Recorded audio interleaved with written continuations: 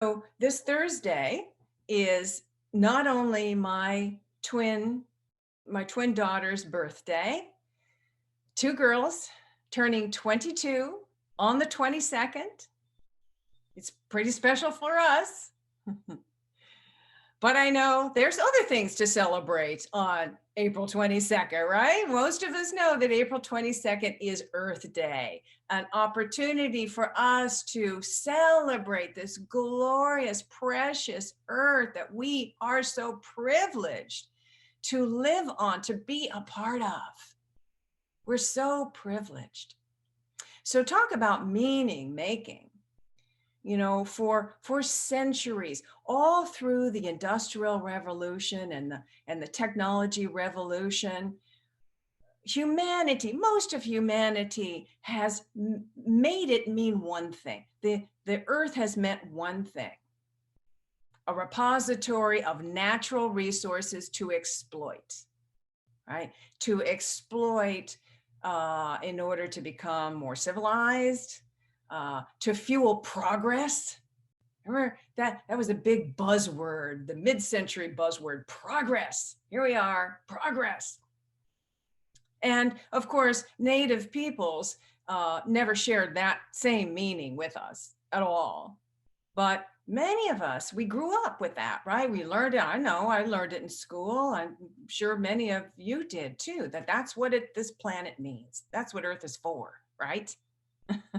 Until we started seeing the devastating effects of such unsustainable ways of living, and factories dumping their waste and their chemicals into waterways. And then we start seeing, rates of cancer going up in children who live around those polluted waterways, and the air so polluted we can't breathe in some cities. And then we began to think again, right? And an environmental movement was born. And so now we're beginning to shift what the planet means.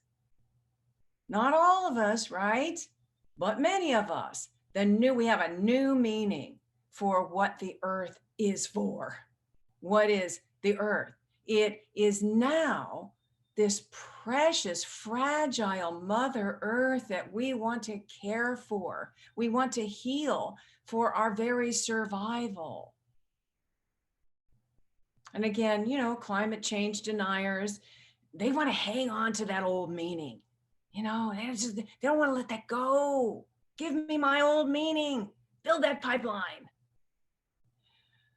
But fortunately, more and more consciousness is shifting, and we're beginning to embrace a new meaning. And really changing the meaning that we are making of this planet is essential to our ability to do the things that we need to do to make the changes that need to happen to protect Mother Earth.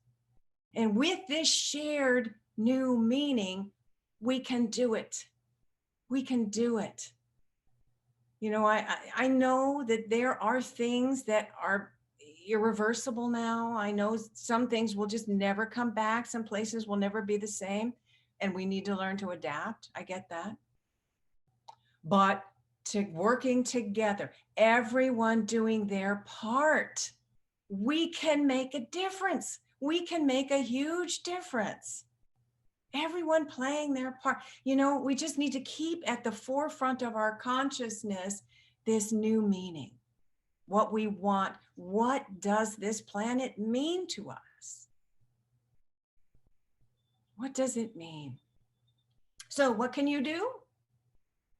Well, you know that Unity Center of Peace sends an email along every week. There are e-news that has a column in it called Earth Care, the Earth Care Tip of the Week, right? Katja Sage started this for us, and it's been going for a couple of years now. These are just little simple things that you can do, little differences, little shifts that you can make in your behavior that'll make a big difference. So make sure you read those every week and follow them. Another way you can show your love and appreciation for Mother Earth is by joining us today at 1 o'clock at Sacred Gathering outdoors in our labyrinth.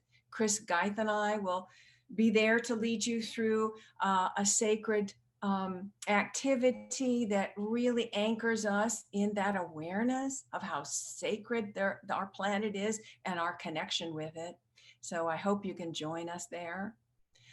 There are also many different things, in our community. If you're joining us from other places, check your local, listings of your city's website and take a look and see what kind of activities you can join. I know a lot of them are still virtual. Some of them are self-initiated, self-initiated waterway cleanups. So we've compiled a list of things that you can do in this area in the triangle, and we put them on our website.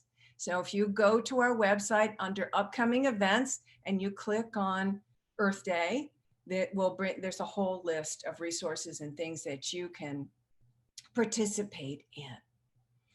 So in the meantime, let us be conscious about the meaning that we're making of things, of events, of relationships. Be conscious of it. And can we shift it? Can we see it from a different perspective?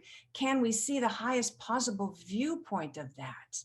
And can we, as a point of power, call forth good from that experience, from that situation, from that relationship, and move in that direction, open to that experience? I think we can. All right. Peace and blessings. Namaste.